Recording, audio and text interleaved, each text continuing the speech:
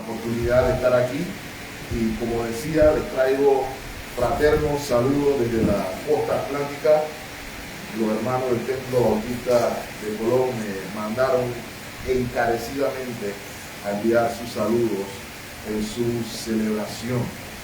Estamos contentos y honrados de celebrar con ustedes. Sin duda alguna es un momento de dicha y es un momento de gozo. Y quisiera que siguiéramos celebrando. No obstante, quisiera recordarle también a la iglesia mi oración de que, al igual que Moisés en el Salmo 90:12, que podamos contar nuestros días de modo que traiga al corazón sabiduría. Voy a pedirles una vez más que se pongan en pie conmigo en reverencia a la palabra del Señor. Quisiera que leyeran conmigo la carta a los Efesios, capítulo 4, y nos vamos a estar enfocando desde el verso 17 al verso 32. Dice la palabra del Señor: esto pues digo y requiero del Señor, que ya no andéis como los otros gentiles que andan en la vanidad de su mente, teniendo el entendimiento entenebrecido, ajenos de la vida de Dios, por la ignorancia que en ellos hay, por la dureza de su corazón, los cuales, después que perdieron toda sensibilidad, se entregaron a la lascivia para cometer con avidez toda clase de impureza. Mas vosotros no habéis aprendido así a Cristo, si en verdad que habéis oído y habéis sido por él enseñados conforme a la verdad que está en Jesús.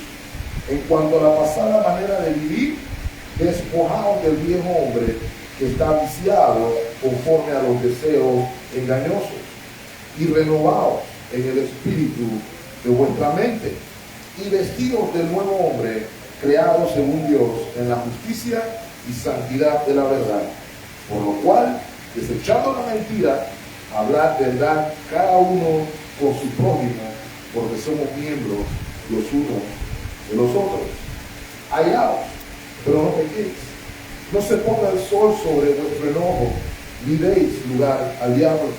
El que hurtaba, no hurte más, sino trabaje haciendo con sus manos lo que es bueno, para que tenga que compartir con el que padece necesidad.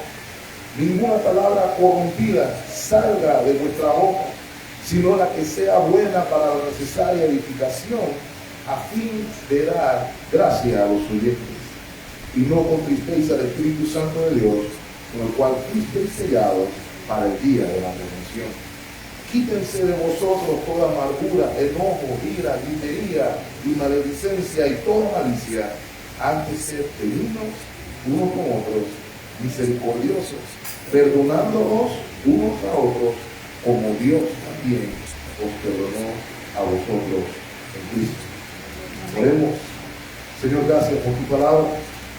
Rogamos como siempre, Señor, danos ojos para ver, oídos para oír, y no permitas que los labios falibles de este tu servidor sean instrumento alguno para tu palabra infalible, poderosa y toda suficiente. Es nuestra oración en Cristo Jesús. Amén. Amén. Muchísimas gracias, mis amados hermanos. Pueden tomar asiento. Mi intención esta mañana de celebración es exhortar a su amada iglesia. Algo interesante de la epístola a los Efesios es que ella no cubre un tema o un caso o un problema particular. No es como la carta a los Corintios, la primera carta a los Corintios, donde Pablo está lidiando una gran cantidad de temas. Sin embargo, la carta a los Efesios tiene el propósito de animar, tiene el propósito de exhortar a la iglesia, al creyente, y lo hace de una manera colectiva. Él quiere que el creyente pueda apreciar la virtud de la unión con Cristo y la unión con su hermano y hermana en la fe. Y esto es importante, mis amados hermanos, porque vivimos en una cultura egocéntrica, individualista, donde el énfasis es yo, segundo, yo también, y tercero, por supuesto que yo. No obstante, Pablo rechaza con firmeza ese argumento y permite que podamos entender que hay una cosmovisión, hay una manera diferente de ver y de interpretar el mundo. Y mi intención, mis amados hermanos, esta mañana es que la iglesia, al celebrar, pueda meditar en su cosmovisión a la luz del glorioso evangelio de nuestro Señor Jesucristo. Que podamos reflexionar cómo nuestra unión con Cristo moldea nuestra unión los unos con los otros. Y cómo nuestra unión con Cristo, además, moldea la manera en que vemos el mundo, moldea la manera en que entendemos el lugar que ocupamos en el mundo y cómo nuestro entendimiento del Evangelio de Jesucristo es algo práctico, real, consciente. La unidad cristiana y la cosmovisión cristiana no son una utopía, sino una poderosa realidad en Cristo Jesús. Y es lo que Pablo quiere hacer. Pablo quiere que veamos que la vida cristiana es real. Y por tal razón, si ha leído la carta a los Efesios, usted claramente podría dividirla en dos. La primera parte tiene la intención, digámoslo del verso capítulo 1 al 3, tiene la intención de que usted y yo veamos el Evangelio de una manera en que caigamos en asombro. Usa términos como supereminente, grandeza, riqueza, que seamos conscientes de que el Evangelio de Cristo es poderoso, razón por la cual podemos cantar hoy, como cantamos hoy, oh maravilla de su amor, por mí murió mi Salvador. Acompáñenme, por ejemplo, a Efesios capítulo 3, versículo 18. Esto es muy importante, hermano, porque a veces vemos Efesios y queremos salir de una vez al capítulo 4 y hagan esto, hagan lo otro. Pero, hermanos, no hay capítulo 4 de Efesios sin capítulo 1, 2 y 3. Y esta es una oración emotiva del apóstol. Efesios 3, 18 dice: seáis, es el anhelo del apóstol, plenamente capaces de hacer que, hermano, comprender con todos los santos, todos nosotros, cuál es la anchura, la longitud, la profundidad y la altura, y de conocer el amor de Cristo que excede todo conocimiento, para que seáis llenos de toda la plenitud de Dios. De modo, mis amados hermanos, que el Evangelio no es algo de un día. El Evangelio no es del día que me bauticé o el día que creí, sino que con el Evangelio vivimos, crecemos hasta que el Señor nos llame a su presencia y seguiremos en gloria cantando la historia del amor de Cristo. El Evangelio transforma todo. Y por eso Pablo quiere que la iglesia no tenga un mero conocimiento intelectual del Evangelio. A muchos les gusta recitar, yo sé esto, yo me sé más versículos que tú. Ese los bautistas tenemos ese problema.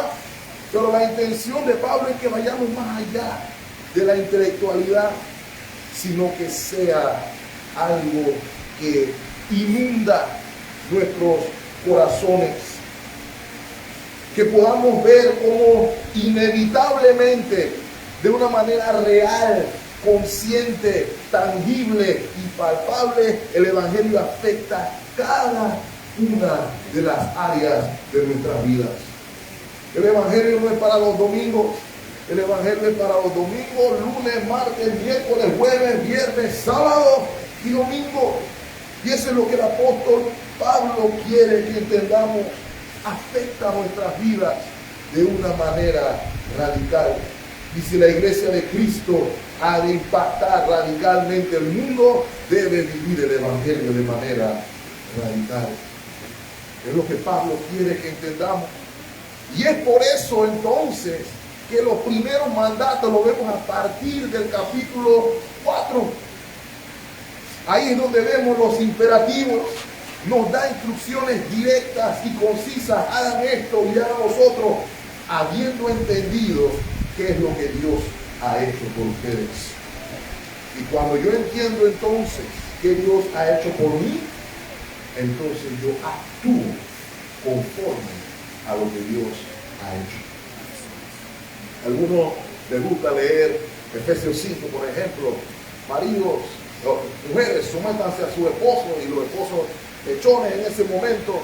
Pero permítame decirle, hermana, si su esposa no entiende el Evangelio como algo de toda la vida, no se va a someter.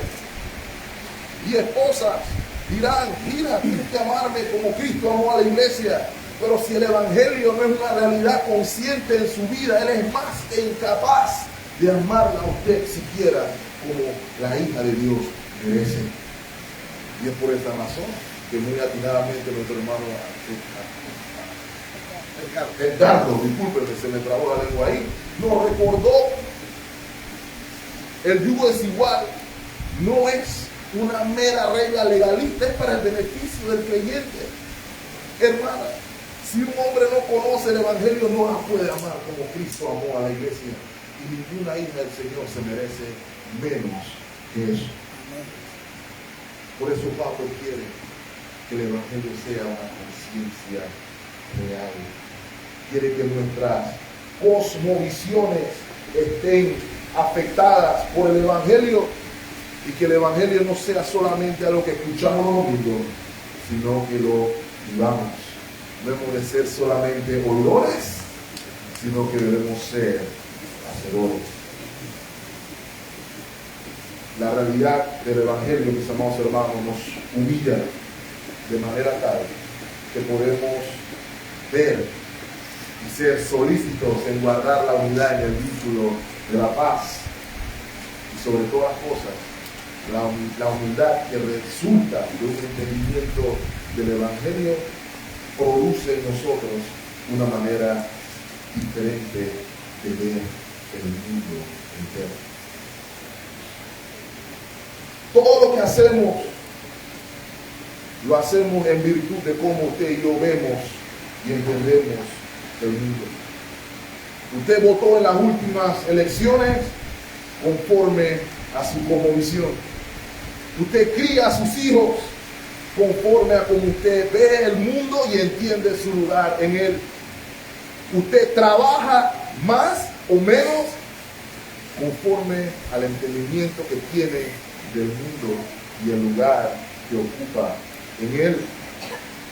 Usted establece sus relaciones en virtud de cómo ve e interpreta el mundo que lo rodea.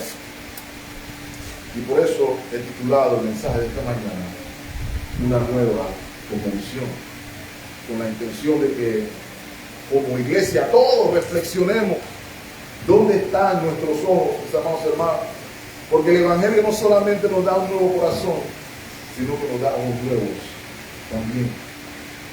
Hay tres cosas que quisiera presentar a la iglesia esta mañana. Lo primero es que veamos la cosmovisión previa. Eso lo vemos en los versículos del 17 al 19 de nuestro texto. Luego quiero que observen conmigo la fuente de una nueva cosmovisión. Lo vemos en los versículos 20 y 21. Y finalmente, la nueva cosmovisión a partir del verso 22 hasta el final. ¿Por qué menciono una cosmovisión previa? Porque el apóstol Pablo, como gran teólogo y gran maestro que fue, utilizó con regularidad el contraste para enseñar.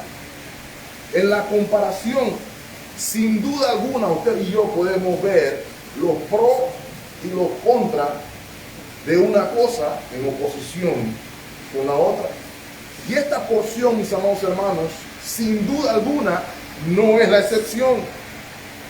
Pablo quiere que comprendamos que más allá del cliché, los cristianos realmente ven el mundo de una manera diferente a como lo ven los no cristianos. Y si esta es una realidad, nosotros debemos entonces examinar nuestros corazones y ver qué ven nuestros nuevos ojos en Cristo. Efesios 4:17 dice: esto pues digo y requiero en el Señor, que ya no andéis como los otros gentiles que andan en la vanidad de su mente. Y mis amados hermanos, la palabra del apóstol no deja lugar a dudas. Esto es un mandato, esto es una orden, esto es un verbo imperativo. No es opcional y tampoco es discrecional. Yo no puedo decir, bueno, yo voy a dejar de andar como los gentiles hasta aquí. Aquí tiro la línea. Después de ahí no.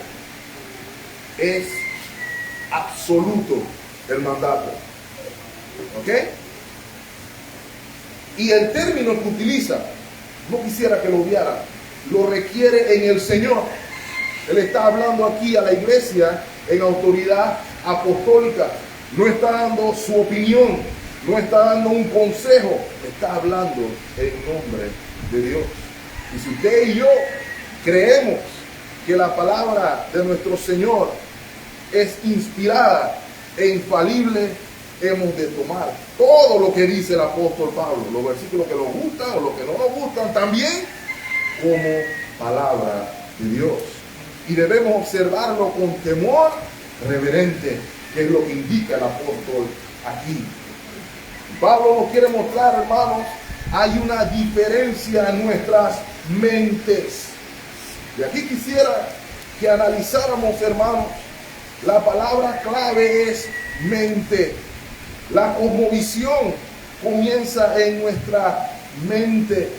Si ve el versículo 18, ya vimos la palabra mente en el versículo 17, en el versículo 18 vemos aprender.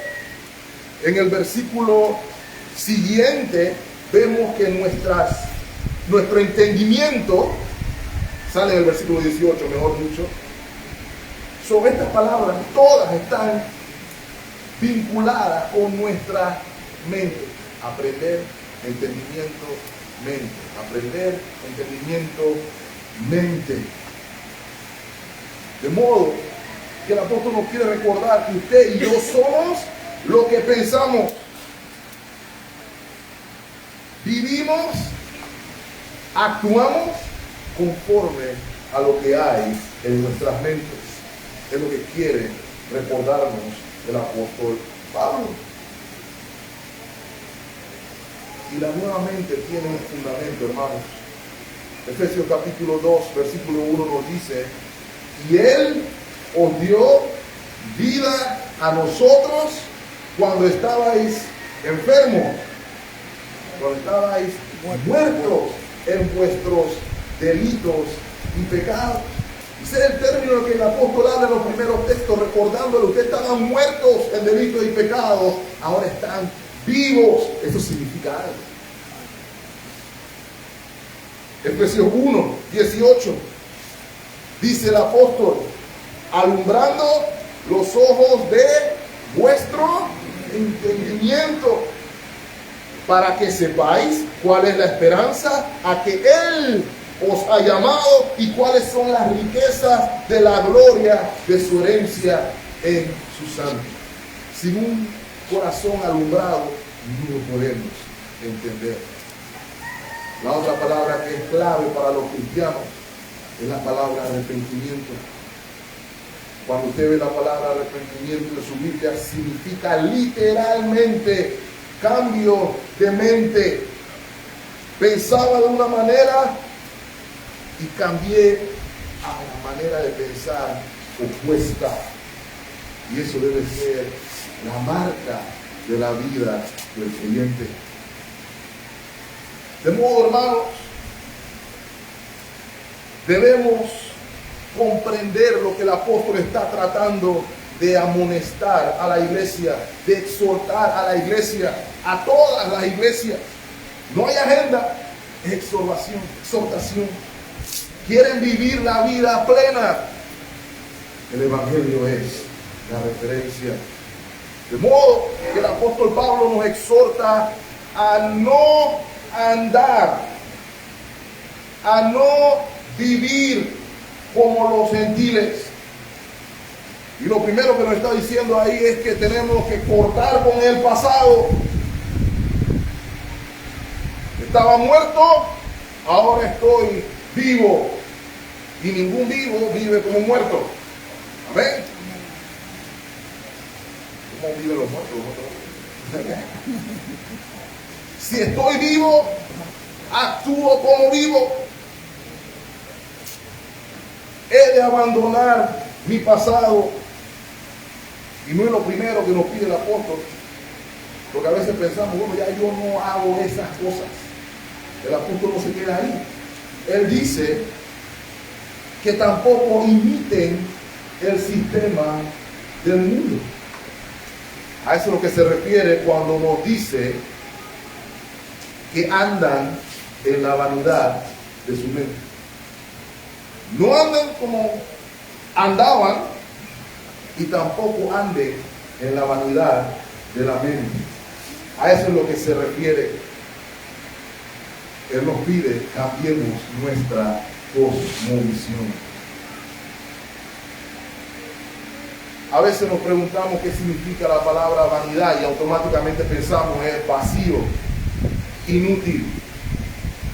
Pero aquí, hermanos, el sinónimo que más se acerca a la intención del apóstol es fútil. ¿Qué significa fútil? Que sus efectos son absolutamente intrascendentes. No tiene propósito verdadero. Y no tiene propósito verdadero porque está alejado del dador del propósito, que es Dios mismo. Alejado de Dios no hay propósito. Saben que podemos tener diversas vocaciones, todos, pero hay solamente un propósito. Y vivimos para la gloria de Dios. Si ese es el propósito de su vida, entonces su cosmovisión estará en la dirección correcta. Pero si es lo opuesto, permítame exhortarlo esta mañana a que consideremos la luz del evangelio. Es lo que el apóstol quiere contrastar aquí, mis amados hermanos. ¿Cómo se ve la futilidad en la mente? Versículo 18 de nuestro texto. Teniendo el entendimiento como entenebrecidos, ajenos de la vida de Dios por la ignorancia que en ellos hay, por la dureza de su corazón. Así se ve el mundo en futilidad. Y es un daño, mis amados hermanos, autoinfligido. Esto que ustedes ven aquí en el versículo 18, mis amados hermanos, es el peor tipo de ceguera que hay. Porque es el ciego que dice, yo veo bien. El que es ciego físicamente reconoce, no veo nada. Pero la persona que tiene el entendimiento entenebrecido, como está el mundo que nos rodea hoy, no solamente no ven, ellos consideran que ven y que ven mejor que todo lo que ven. Es la manera en que ven el mundo. Y mis amados hermanos, son aquellos que piensan que saben, que se burlan de la fe de los creyentes, que hacen este poco de personas reunidas aquí un domingo en la mañana viendo tantas otras cosas que hacer. Pero es porque su entendimiento está entenebrecido. Acompáñenme a Romanos capítulo 1. Hay un buen panorama a lo que me refiero. Leamos desde el verso 21. Pues habiendo conocido a Dios, no le glorificaron como a Dios ni le dieron gracias, sino que hicieron ¿qué cosa? Envanecieron en sus razonamientos y su necio corazón entonces fue, profesando ser sabios, se hicieron necios y cambiaron la gloria del Dios incorruptible en semejanza de imagen de hombre corruptible, de aves, de cuadrúpedos, de reptiles, por lo cual también Dios lo entregó a la inmundicia en las concupiscencias de sus corazones, de modo que deshonraron entre sí sus propios cuerpos, ya que cambiaron la verdad de Dios por la mentira, honrando y dando culto a las criaturas antes que al Creador, el cual es bendito por los siglos. Ese pasaje describe con pelos y señales, pudiéramos decirlo así, mis amados hermanos, la mente entenebrecida, la cosmovisión incorrecta. Es un terrible escenario, mis amados hermanos. Lo terrible, mis amados hermanos, la futilidad radica en que todos los esfuerzos no cristianos para encontrar felicidad terminan en frustración. Nunca hay sentido de completo, nunca hay satisfacción, siempre se quiere algo más. Si no me creen, preguntémosle a nuestro querido hermano Salomón. Eclesiastés 1, versículo 7, decía el predicador: los ríos todos van al mar y el mar no se llena. El lugar de donde los ríos vinieron, allí vuelven a correr de nuevo. Dice el predicador: todas las cosas son fatigosas, más de lo que el hombre puede expresar. Nunca se sacia el ojo de ver, ni el oído de oír. Es una eterna insatisfacción, aun cuando piensan que lo saben todo. Todo esto termina, mis amados hermanos, en infelicidad.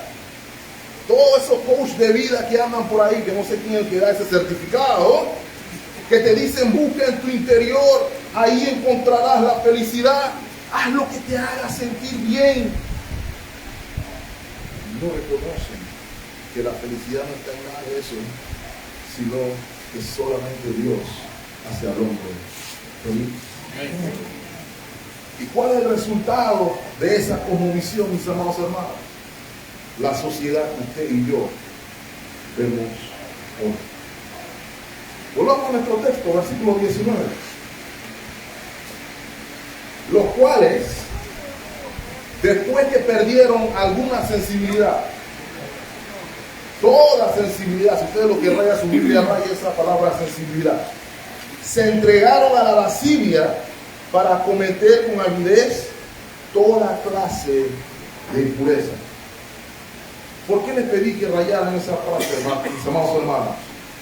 Esa palabra que ustedes ven ahí traducida a sensibilidad, la Reina Valera utilizó una excelente palabra porque tiene en mente un callo. Sabemos lo que es un callo, ¿verdad? Es una porción de piel que debido al trabajo duro ha perdido sensación. Usted le pone una aguja a ese callo y usted mismo siente. ¿Cuánto hemos jugado así, cierto? El punto al que voy aquí, mis amados hermanos, ¿qué es lo que nos está diciendo Pablo? Pablo nos está diciendo que bajo esta cosmovisión de la que les hablo, la persona pierde sensibilidad. El corazón pierde sensibilidad hacia el pecado. Lo que antes lo avergonzaba, lo que antes lo retenía, se van a enterar, deja de hacerlo. Ya deja de sentir dolor por su pecado. Todo lo contrario, se vuelve orgulloso de él. Es un proceso degenerativo. Y estoy seguro, hermanos, que lo podemos ver en nuestra sociedad hoy. Tengo en nuestra iglesia una hermana que es octogenaria y le preguntaba a la iglesia: ¿cómo ustedes creen que eran las escenas románticas en las películas que veía mi hermana Vicente? Lo más romántico que hubiera podido ver probablemente en 1940 y antes era un beso de la mejilla en una película, y eso era un escándalo, ¿cierto? Pero ya después de 1950 ya no fue suficiente un beso en la mejilla, ¿cierto? Ya no nos avergonzamos un beso en la mejilla, ahora queremos un beso más apasionado.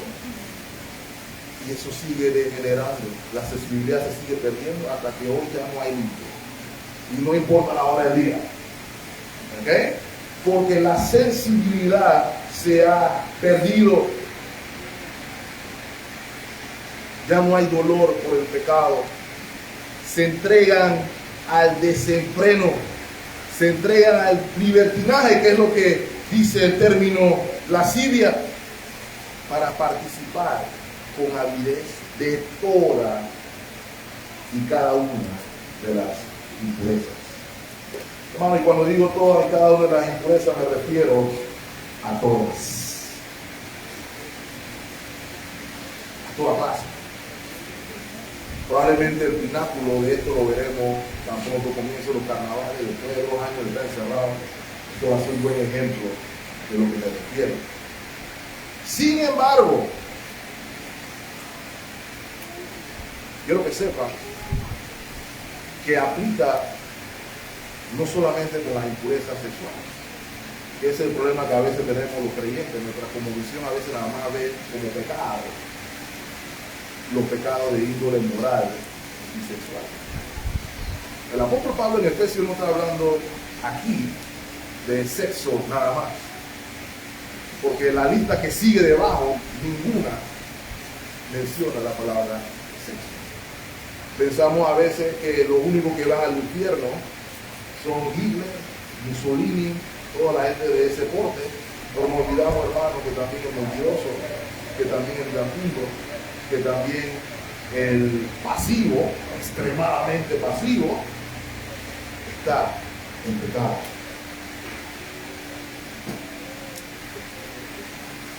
La persona que tiene la convicción errada, los no cristianos, están cautivos por sus sentidos. Ellos solamente entienden el mundo y el lugar que ocupan en él en virtud de que se siente, si me gusta, si sabe bien, si me hace sentir bien, entonces tiene que estar bien. Y el resultado es que está condenado a perseguir una vida de libertinaje y depravación. Ahora, yo sé lo que probablemente estará pensando. Hermano Eugene, usted está exagerado. Yo tengo un vecino que es muy buena gente. Él no hace ese tipo de cosas que está mencionando aquí. Y yo le diré, amén, me alegro.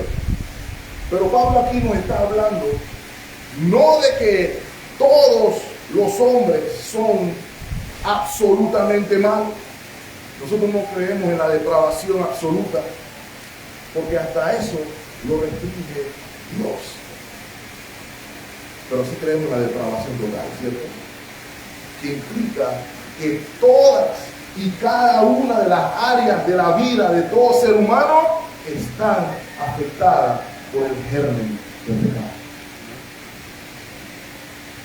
Por eso puede decir el apóstol Pablo que todos pecaron y están destituidos de la gloria de Dios. El no entenderlo afecta inclusive nuestro evangelismo, ¿cierto? Allá en Colón, usted ve, todo el mundo va a predicar donde están las multis, donde están las bandas, donde está la gente pobre, pero nadie va a predicar donde están los edificios altos de los otros grupos étnicos que están ahí. ¿Por qué predicamos a un grupo sí y a otro no? Porque entendemos que ellos son buenos, aunque no crean en Cristo. Y los malos, solamente los que andan en balacera y droga, esos son los que necesita el evangelio, hermano. Pero yo leo en Biblia, todos necesitamos el evangelio de Dios. Pueden haber no cristianos que parezcan buena gente, eso se llama gracia común. El punto es que todo es pecado y hemos sido destituidos de gloria de Dios. Pero la alma de Dios en vida eterna en Cristo Jesús, Señor. Y por eso estamos nosotros aquí, porque todos nosotros éramos así. No hay ninguno aquí que se exima de lo que yo acabo de mencionar. Pero el punto al que voy es precisamente eso, que Pablo quiere recordar a la iglesia precisamente de lo que no son así. El no cristiano está limitado al aquí y a la ahora, pero el creyente no está limitado al aquí y a la ahora. El no creyente piensa, yo no sé mañana, goza la vida ahora que mañana, yo no sé, pero el creyente sí sabe, porque su Señor sostiene el futuro. El creyente sí sabe, porque Él espera en una ciudad no hecha de manos. El creyente sabe que en cualquier momento su Señor partirá el cielo en dos y vendrá a buscar su pueblo. Por eso yo no puedo vivir pensando en el aquí y en el ahora. Yo vivo para la gloria de Dios. Cuando vivimos con una cosmovisión errada, hermano, la moral entonces se vuelve relativa. Lo que antes era malo, ahora es bueno. Y lo que antes era bueno, ahora es malo. ¿Saben lo más triste, hermano? El hermano Carlos lo recordó, la iglesia lo están, algunas iglesias, porque se llaman iglesias, están cayendo en eso uno. Todo aquello que Dios llamó aberrante, alguna iglesia lo están diciendo eso también. Y eso está sucediendo hoy mientras hablamos. ¿Por qué? Porque su cosmovisión está afectada. Pablo nos está diciendo, necesitan una nueva cosmovisión. El creyente tiene unos lentes nuevos a través de los cuales ve el mundo y el lugar que ocupa en él. ¿Cuál es la fuente de esos ojos nuevos, mis amados hermanos? Noten conmigo el versículo 20, a lo que me refiero con la fuente de una nueva cosmovisión. Note el contraste que hace el apóstol Pablo. Todas estas cosas eran los gentiles. Ya ustedes no son eso. Y dice, mas ustedes no habéis aprendido hacia Cristo. Si en verdad le habéis oído y habéis sido por él enseñado conforme a la verdad que está en Jesús. Y mis amados hermanos, este es el punto bisagra entre una cosmovisión y la otra. Al igual que definimos el tiempo, los años en antes de Cristo y después de Cristo, la vida del creyente está definida en antes de Cristo y después de Cristo.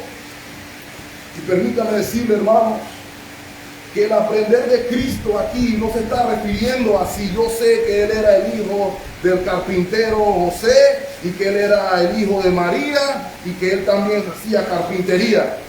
Eso no es lo que se está refiriendo el apóstol. Pablo se está refiriendo a si usted ha aprendido a Cristo como Señor y Salvador de su vida. Si Cristo es consciente y realmente el Salvador de su alma.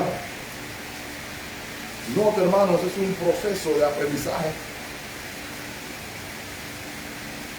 Comenzamos el día que vinimos a la cruz y seguimos hasta el día de la resurrección. El principio aquí, mis amados hermanos, el cambio de cosmovisión es instantáneo. Ojalá, diría yo, el Señor nos hiciera instantáneamente lo que debemos ser. Pero el Señor habla de un proceso que a veces lo olvidamos, que se llama santificación.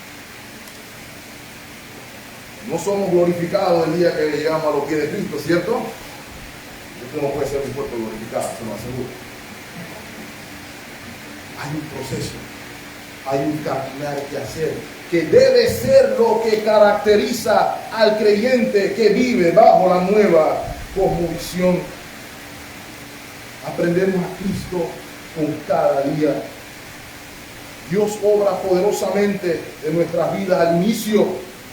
nos da vida cuando estábamos muertos en nuestros delitos y pecados, y a partir de allí estamos siendo progresivamente santificados, de modo que ya yo no soy lo que era, pero tampoco soy lo que debo ser, por ende prosigo a la meta, el supremo llamamiento de Cristo Jesús.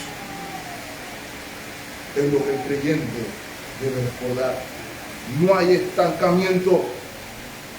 Una vez hablaba con alguien y decía, bueno, vamos a tener este tiempo discipulado en la iglesia. Yo sé todo eso. Really? Ya usted sabe todo eso, bueno, porque está aquí. Si usted sabe todo lo que hay que saber con respecto a la gloria de Cristo, hermanos, hablamos así porque nuestra convicción está afectada. Recuerden cómo describió el apóstol Pablo en Efesios la anchura, la longitud, la profundidad del amor de Cristo. ¿Cuánto cree que toma eso, hermano? Tendremos todo lo que nos resta de vida y el resto de la eternidad para siquiera tocar un punto de la grandeza de Dios, porque Dios es infinito, hermano. Dios es infinito, su amor es inconmensurable. Eso es lo que nos está diciendo el apóstol Pablo. La Confesión de Fe de Londres nos recuerda precisamente en el tema, el capítulo de la santificación, aquellos que están unidos a Cristo, dice el párrafo, son llamados eficazmente y regenerados, teniendo un nuevo corazón y un nuevo espíritu, creados en ellos en virtud de la muerte y la resurrección de Cristo. Son aún más santificados de un modo real y personal mediante la misma virtud por su palabra y espíritu que mora en ellos. Es algo continuo. Nunca piense que ya llegué hasta donde tengo que llegar, porque siempre hay más en Cristo.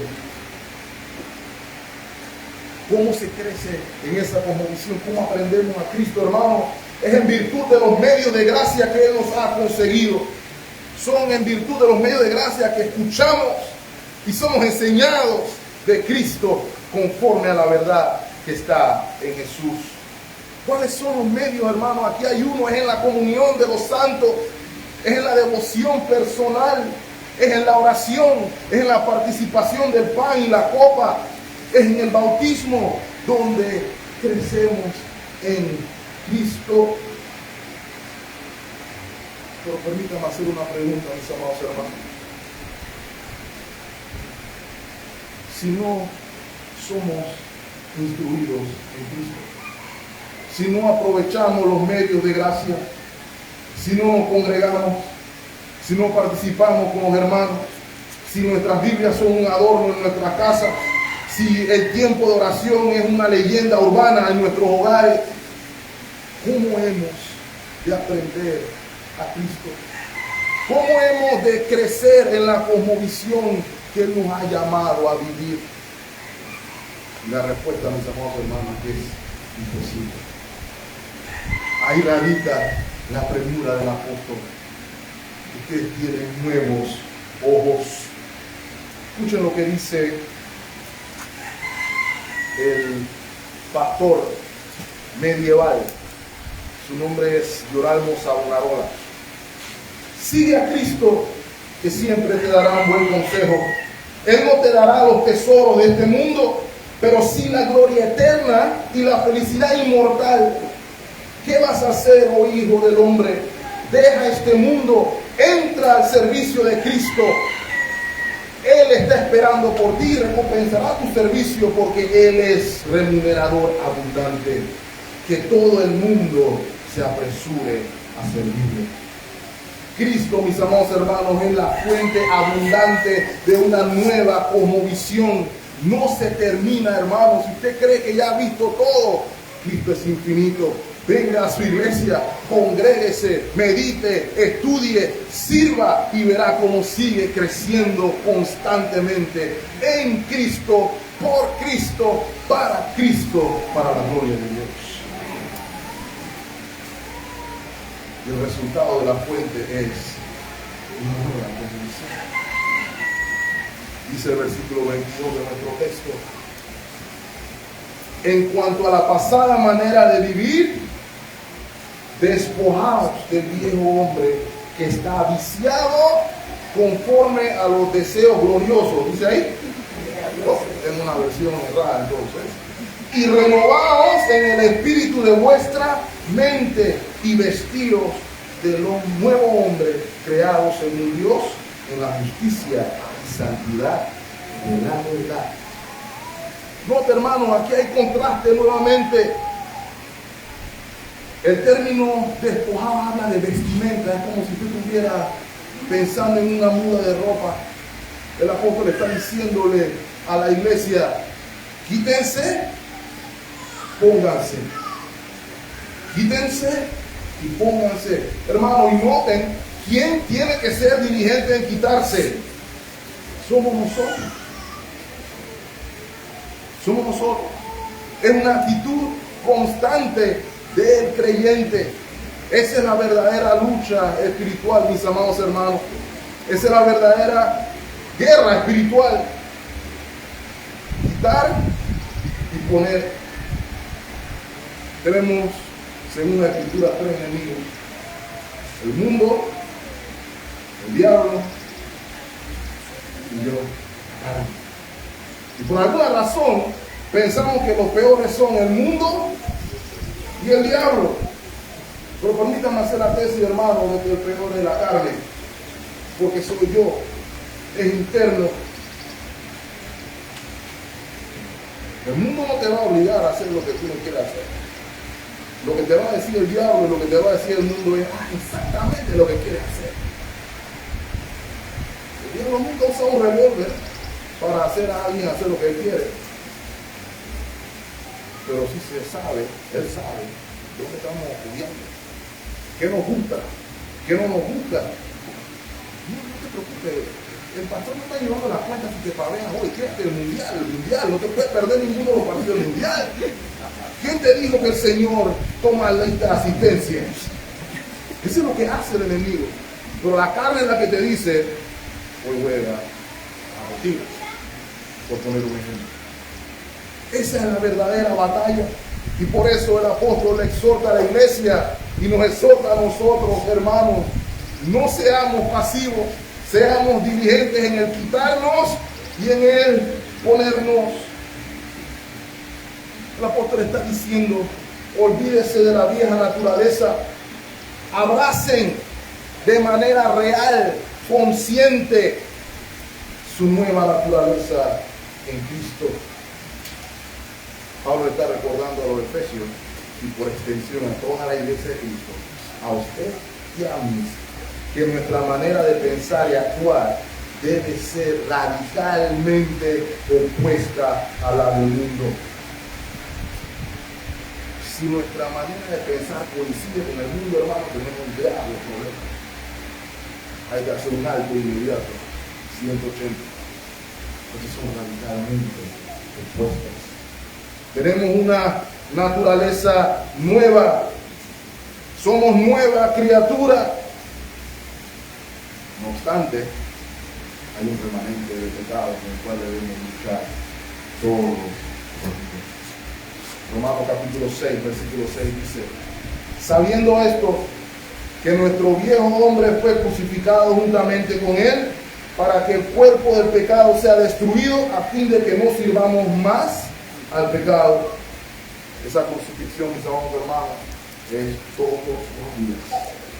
Todos los días que el creyente se para en la mañana, tiene que mirar al espejo y dice: hoy va a estar crucificado. Hoy va a estar crucificado. El día siguiente se para en la mañana y mira el espejo: hoy va a estar crucificado. Vamos, tengamos piedad con nuestra carne, porque juega en nuestra contra. Así es. Es lo que nos hace ver el mundo no tan malo como es. Tenemos nuevos ojos. La cosmovisión del mundo piensa en lo temporal. El nuevo hombre, hermanos, se renueva día con día con una perspectiva eterna en justicia y santidad de la verdad. Sus propósitos son trascendental, mis amados hermanos. Usted no vive para aquí y ahora, usted vive para Dios eterno. Usted tiene propósito. Usted no es un accidente.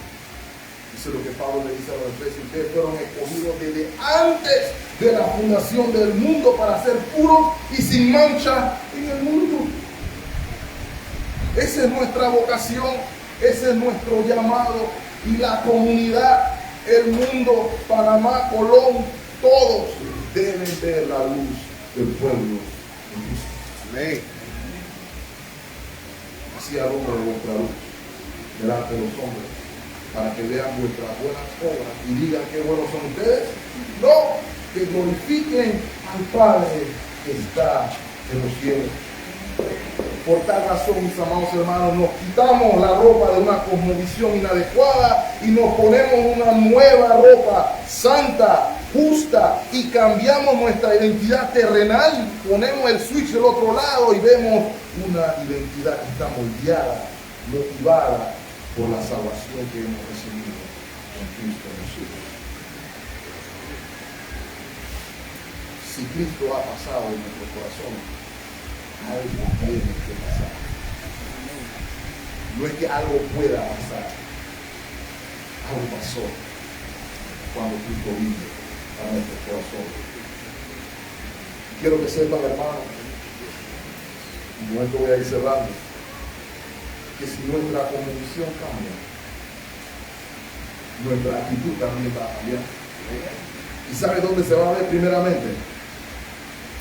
Aquí, entre el cuerpo del creyente. Porque algunos piensan que bueno, no, porque hay que estar reunido en la iglesia los domingos, yo veo al pastor MacArthur en YouTube, yo veo al pastor Sujel en YouTube, ¿por qué tengo que venir a sentarme a escuchar? Bueno, primero porque ni MacArthur, ni Sujel, ni Núñez lo conocen a ustedes y no lo pueden pastorear. ¿Okay? Lo segundo es porque usted está llamado a vivir en comunidad.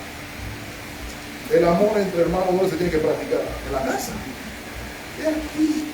El perdonarnos en amor los unos a los otros no se practica en la casa. Es aquí. Soportarnos los unos a los otros, eso es donde se hace en la casa. Aquí. Esa nueva conmovisión se ve primero aquí, entre el cuerpo de creyentes, en la medida que nos servimos los unos a los otros. Así es como se mantiene la unidad en el vínculo de la fe. Efesios capítulo 3. Una nueva conmovisión permite la verdadera unidad del Espíritu. Y permítanme decirlo, hermanos, la verdadera unidad del Espíritu no se puede hacer artificial. Usted no puede fabricar unidad. El pastor no puede decir, bueno, vamos a tomarnos un té todos aquí y a partir de mañana declaro que todos estamos unidos en el vínculo del amor y la paz.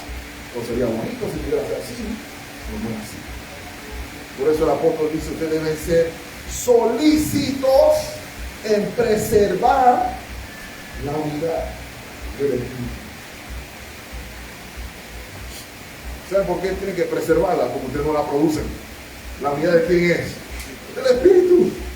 Es la unidad del Espíritu que usted la tiene que preservar. ¿Y cómo la preserva? Con una nueva conmovisión. Eso es lo que está diciendo el apóstol Pablo. Ya yo no soy lo más importante, dice el apóstol, considerando al prójimo superior a mí mismo. Eso es contracultural, hermano. El mundo le está diciendo, usted es lo más importante, lo que tú sientes es lo único que importa. Cristo le está diciendo, no, así. Cristo le dijo a sus discípulos, el mayor es el que sí. Hermano, eso necesita una nueva conmovisión. Porque con una nueva conmovisión yo quiero servir a mi hermano en lugar de que me sirvan a mí. Cambia la actitud. Quiero cerrar mostrándoles cómo, mis amados hermanos. Lo primero que cambia, caminamos en la verdad. Miren lo que dice el versículo 25. Por lo cual, desechando ¿qué cosa? La mentira, hablar de cosa, verdad, cada uno con su prójimo. ¿Por qué? porque somos miembros los unos de los otros. Y espero que vean el contraste, desechando, despojándonos, pongámonos entonces la verdad. Esa debe ser la distinción.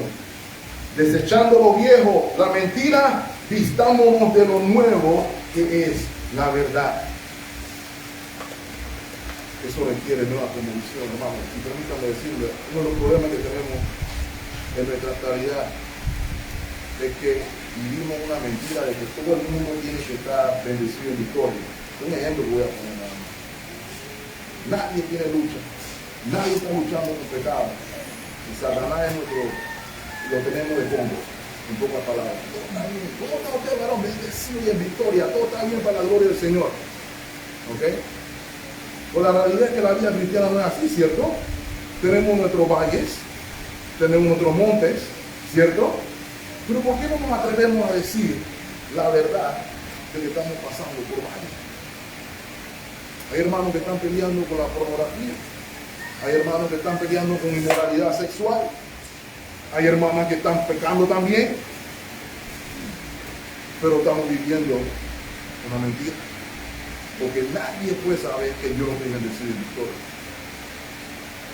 La iglesia es para sanar precisamente a lo que ha sido golpeado por el pecado. Pero debemos entonces andar en la verdad, uno con los otros. Desechemos la mentira. Lo otro que podemos hacer, hermanos, cuando cambia nuestra cosmovisión, nos alejamos de la ira pecaminosa y del resentimiento. Versículo 26. Airaos, pero no pequéis. No se ponga el sol sobre vuestro enojo. Y ven ahí que dice, ni deis lugar al diablo. Pero que entendamos, hermano, que el apóstol aquí nos está refiriendo a que no se enojen. Eso no es lo que está diciendo ahí. Pero lo que está tratando de exhortar es que entendamos que nuestra ira no debe derivar en resentimiento, ni odio, ni enojo. Porque la ira de los hombres no obra en el juicio de Dios. Si se va a enojar con su hermano, enójese, pero enójese para restaurar, enójese para reconciliar. Eso es lo que dice la palabra de Dios. Dice aquí, no se ponga el sol sobre vuestro enojo. Porque ¿sabe quién se aprovecha de eso? Por 40 años no soporto ver a la hermana. Hace 40 años me dijo que ni me acuerdo qué fue lo que me dijo, pero yo sé que estoy bravo con ella. Yo sé que estoy bravo con ella. Y el diablo te va a decir que es razón. Es así. No se la debe pasar porque tú no eres ningún pongo de nadie. Esa es la cosmovisión del mundo. A nosotros se nos fue dado el ministerio de la reconciliación. Hay santa indignación, hermano, créanme. No obstante, el principio se mantiene. Desechemos la cosmovisión de la ira pecaminosa y abracemos el perdón misericordioso de Cristo. Alguien lo puso de la siguiente manera: amar al pecador y aborrecer su pecado requiere mucha gracia. La ira que no se controla, mis amados hermanos, termina en resentimiento. Y por eso somos exhortados a ser tardos para ofendernos y estar prestos para la reconciliación. Pero el diablo no le va a decir eso. El diablo te va a decir, oféndete rápido y no perdones. Al enemigo de nuestras almas le encanta eso. Por eso el apóstol dice, no den lugar al diablo. Eso requiere, hermano, una nueva cosmovisión. Cambia nuestra perspectiva de trabajo. Miren lo que dice el versículo 28. El que hurtaba, no hurte más, sino trabaje haciendo con sus manos lo que es bueno, para que tenga que acumular, para que tenga que compartir con el que padece necesidad.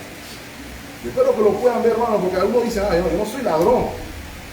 Yo no le robo a nadie, yo no tengo revólver, yo no hurto a nadie así. Pero hermano, el término es más amplio. Si usted hace juegavío en el trabajo para trabajar menos la hora que le compete de trabajar, robó. Si usted tiene una conexión de internet que no es conforme a los parámetros establecidos por la ley, robó. ¿Ok? Si yo descargo toda mi música de internet de fuentes extrañas, aunque sean alabanzas, robó. ¿Ok? Entonces el principio aquí, hermano, es que el creyente tiene que tener una cosmovisión diferente al trabajo. Muchas filosofías se han colado en nuestra iglesia. El gobierno me tiene que dar, el gobierno tiene que darme mi casa, el gobierno tiene que darme mi carro, el gobierno tiene que darle todo a mis hijos, yo no tengo que hacer nada. Eso no es lo que se aquí. Debe tener lo opuesto. Trabaje con sus manos para bendecir a otros. No le quite a otros para que te den a ti. Trabaja para dar. Nuestra condición de trabajo cambia para bendecir a otros. Tenemos la parábola del hombre que decía, tengo tanta plata que no sé qué hacer. Y dijo en su corazón, voy a comenzar a regalar porque ya no tengo nada que limpar. Son jodidos, ¿cierto? Digo todo lo contrario. Vamos a tumbar este granero y vamos a acumular aún más. Y el Señor le dijo, necio.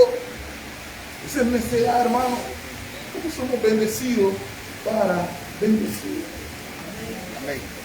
Quiere una motivación para trabajar. Tiene dos: la gloria de Dios y servir a su prójimo.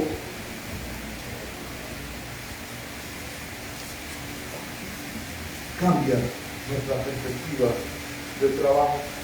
Escuche lo que dijo el puritano Juan Bunyan: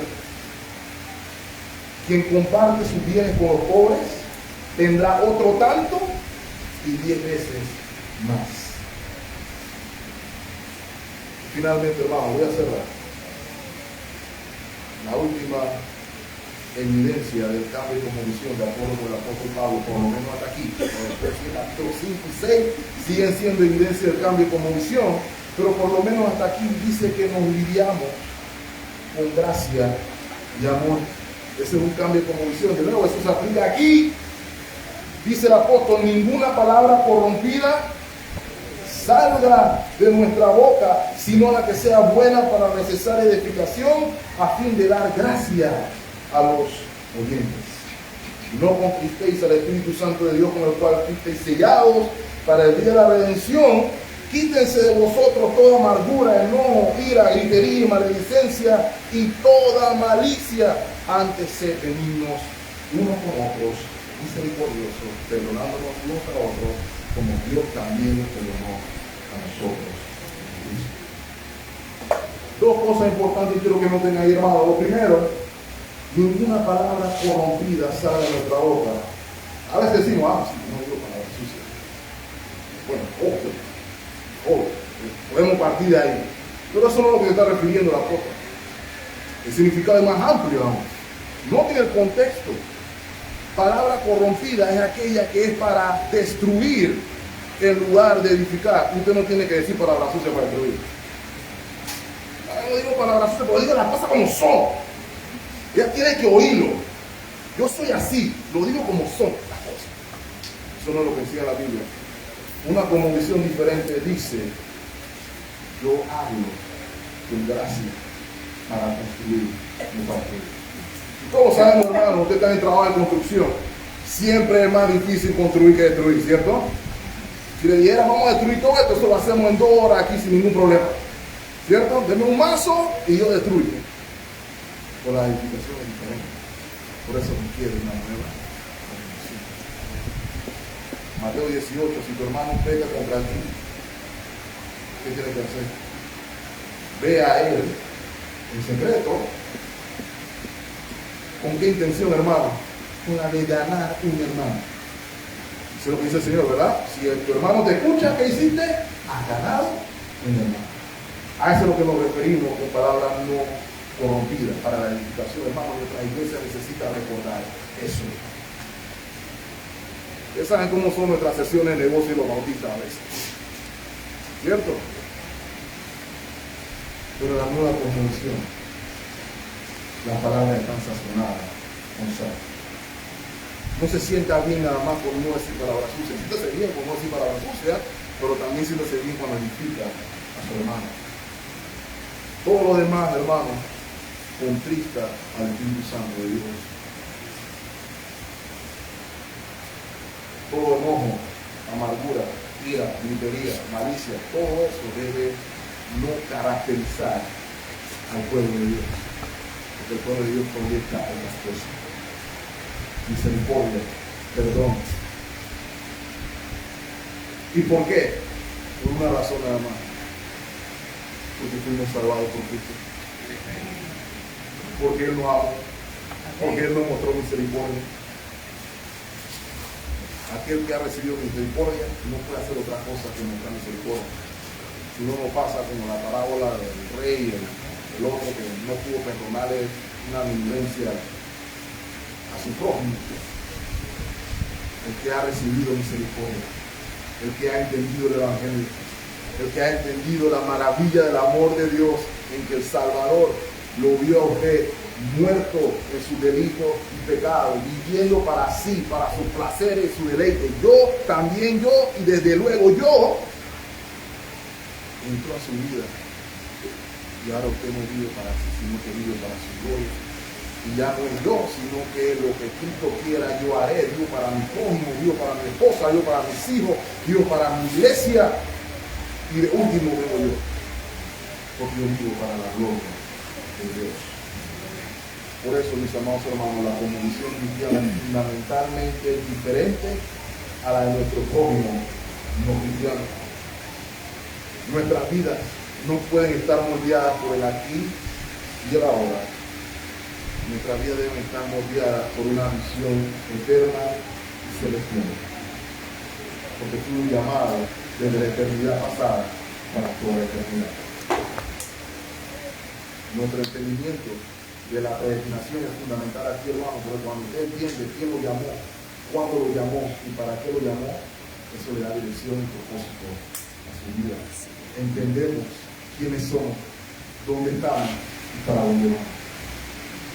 Y finalmente, mi hermano, los cristianos son gente de otro mundo. Somos extraterrestres, porque estamos moldeados y definidos por una realidad que no es terrenal, sino que es espiritual.